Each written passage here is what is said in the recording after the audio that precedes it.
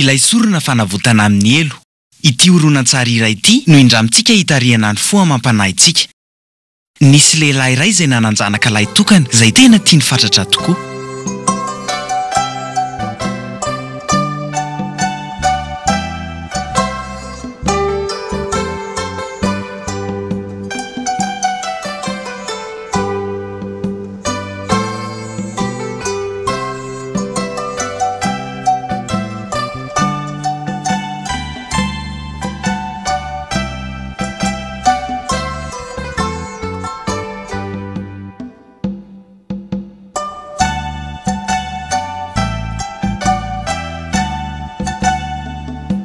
Piasa mikarakara tetezana ifamoivoizan'ny sambo sy lamasinina no asandra lehilahy. Rehefa mandalo ny sambo dia ampiakarina ilay tetezam-by lehibe, fa rehefa mandalo kosa ny lamasinina dia averina ilay tetezam-by. Lozam-pifamoivoizana mahatsiravina no mitranga raha samy tafiditra eo amin'ny tetezana ny sambo sy ny lamasinina. Ity mandeha miaraka amin'ny rainy mandeha mijery lamasinina ity zanan'ilay tokana ity. Indray andro ary raha sendra nandeha niaraka tamin'ny tany ampiasana ity zanany dia nisy lamasinina niomana iainga indrindra andalo amin'ilay toerana hiasany.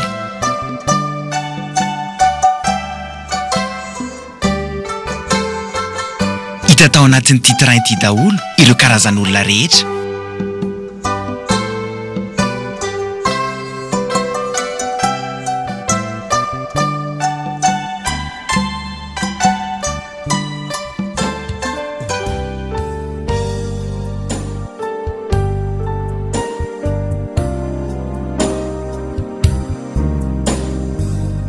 Tao ireo olona mitoka-monina sy mandrery.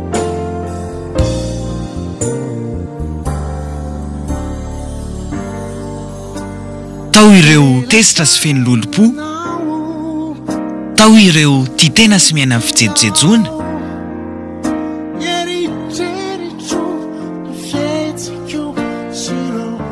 Ireo voadona sy maratram-po.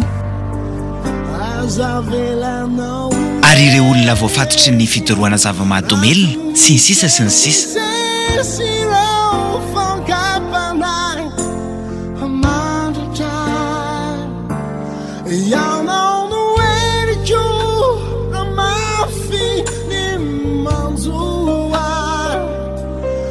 Teo anefa no nitranga ny fahadisoana lehibe mahatsiravina.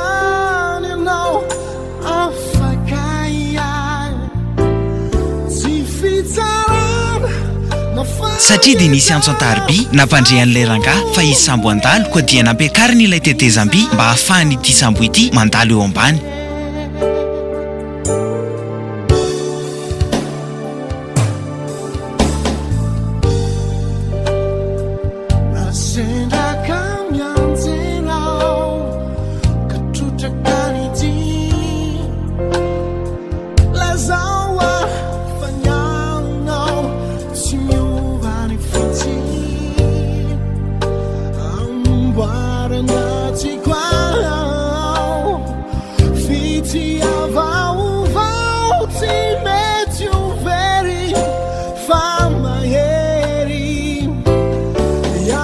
Mandritra izany fotoana izany, ilay zanan'ilay tokana dia variana manjono eo amoron-drano manakaiky ilay tetezana makadiry.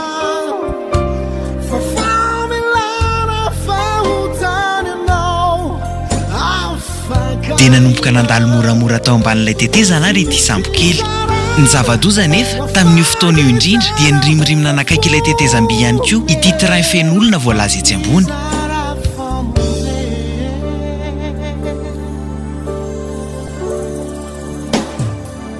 Ny sambo anefa mbola mandalo ary ilay tetezam-by mbola miantona. Taitra ilay zanany nahatsikaritra ity loza mitatao dia niantsoantso andraina izy fa misy train mandeha mafy hiditra eo amin'ny tetezana.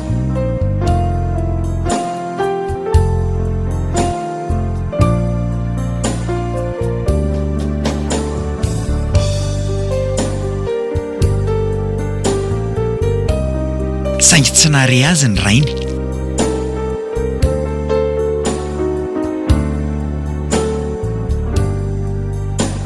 Miatombotra ny loza, miamanakaiky ilay train, fa tsy misy mahatsiaro ho tandindomin-doza ny olona rehetra ao anatiny, mitohy ihany ny fiainany rehetra.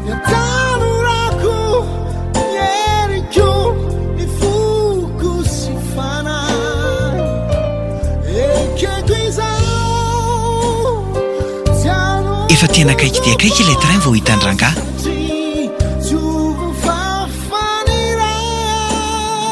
Nikoropaka mafy izy ny antso anjanany. Ity zanany anefa rehefa tsy hendrainy ny antsoantsony dia tonga dia nandeha teny amin'ny tetezam-by mba hisorohana ny loza. Saingy teo indrindra dia nisolifatra ny tongony ka tafalatsaka tao ambanin'ny lakalin'ny tetezana izy. Ny antsoantso mafy ny rainy raha nahita fa voatsindra ao ambanin'ny lakalin'ny tetezana ny zanany. Efa metatra vitsivitsy anefa sisa dia andalo amin'ity rano ity ilay train. Ary dia teo no nipetraka tamin'ity raim-pianakaviana ity ny safidy lehibe sarotra indrindra.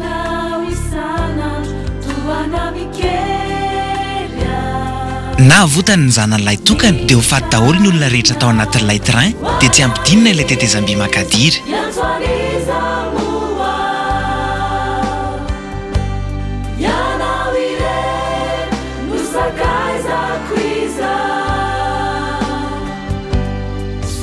Na ho vonjena ny hain'ireo olona rehetra ao anaty train dia ampidinina ilay tetezana.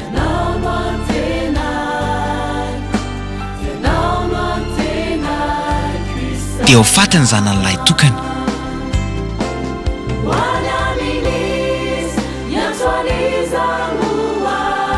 Nanapa-kevitra ary ity rangahy fa ampidinina ilay tetezam-by.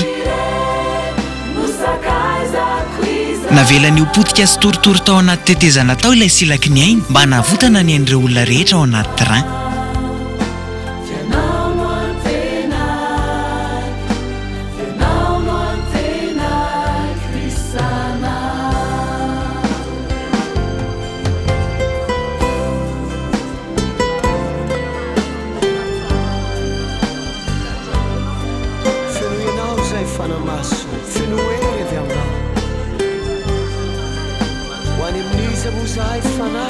Nitomany sy torotoro fo ary ory indrindra ilay rangahy satria maty natao sorona monjy ny maro ilay menaky ny ainy.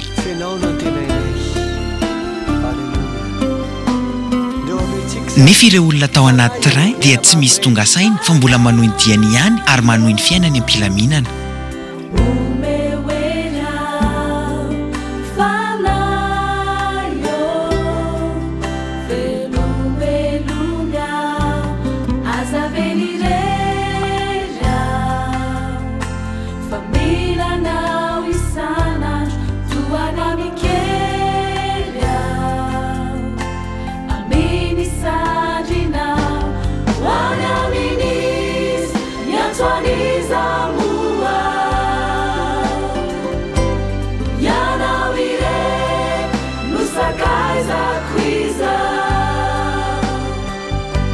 Ho azy ireo dia toy ny tsy misy akory ilay zazamaty natao sorona. Ny lesona azo tsoahana, raiso ny rano Kristy mba tsy ho very ny fanahinao. Sarobidy eo mason'Andriamanitra ray ny aina sy fanahy izay nomeny antsika zanak'olombelona ka tsy tiany ho very any amin'ny elo mandrakizay. Noho izany dia nataony hosorony Jesosy Kristy ilay zanan'ilay tokana ho vonoina tahaka ny olom-boahozana mitovy lenta amin'ny jiolahy mba hividianana ny rahantsika, mba hanongotana hatramin'ny fakany ilay ozona miantra amin'ny fanahintsika. Toy ilay olona tao anaty train anefa dia toa tsy nampiovana inona na inona tamin'ny fiainan'ny ankamaroan'ny kristianina akory ilay sorona nataon'Andriamanitra ho famonjena ny fanahiny. Lasa hiverin'ny olona ho tantara lanomanja, tantara dridrangilo ny asa-pamonjena vitan'i Kristy. Maro dia maro ny kristianina no minimikipy sy maniratsira ny rano Kristy ka tsy mandray izany ho loharanom-pamonjena sy ho fiainana. Lasa ny kristianina indray aza ny lohalaharana amin'ny fahotana sy ny faharatsiana rehetra ny anatin'ny fiarahamonina. Fanompoan-tsampy, fijangajangana, fidorohana zava-mahadomelona, ady lahy sy fifandrafiana, kolikoly sy ny sisa sy ny sisa. Vokany, raha 5 alina sy 1 hetsy ny salanisan'ny olona maty isan'andro eto an-tany dia maro ireo fanahy very isan'andro any amin'ny elo. Mihoatra ny 1 hetsy isan'andro ny fanahy raofin'ny Satana ho any amin'ny elo satria nandasana monjy fotsiny rano Kristy nandritra ny fahavelomany teto an-tany. Mibebady mbola misy fotoana fa zava-doza mahatsiraviny izany elo izany. Miala nenina farany aminao ny tompo satria mbola fotoana fibebahana izao. Vonjeo ny tenanao, vonjeo ny ankohonanao, vonjeo ny fianakavianao rehetra, vonjeo ny mpiara-miasa aminao, vonjeo ny firenenao, vonjeo na dia izay mandray anao fahavalo aza mba tsy ho very any amin'ny elo mandrakizay ny fanahiny izay rehetra mifanerasera aminao. Zava-doza mahatsiravina ny elo, tsy misy olona mendrika ho any na dia iray aza. Na dia ireo olona hiverintsika ho ratsy sy fahavalontsika faratampony aza dia tsy mendrika ho any.